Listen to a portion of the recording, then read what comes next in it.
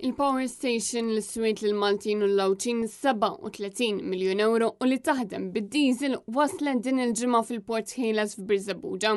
Lan ta' din il-Power Station kellu jkun biex jiġu evitati sija twal bla provvista tal-elettriku f'każ li jkun hemm xi ħsarat fid-distribuzzjoni tal-enerġija.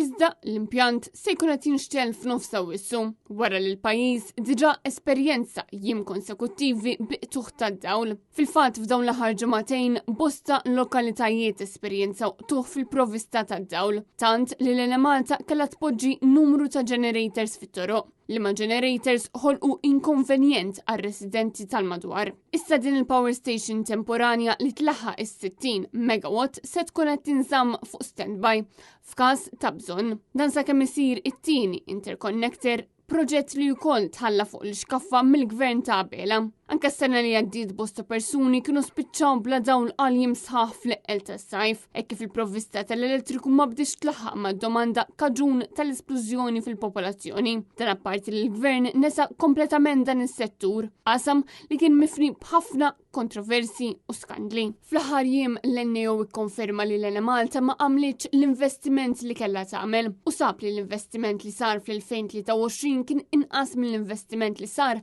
fl-2014. Dwar il-kriżi fis-settur tal-enerġija, il-Partit Nazzjonalista qed jipproponi li jsir investiment ta' miljuni fid-distribuzzjoni tal-enerġija b'mod immedjat sabiex il-pajjiż ma jibqax jistenna 6 snin bħalma jrid jagħmel il-gvern. Dan fil-waqt li mar għall-impjant temporanju li jitħaddem bid-diesel.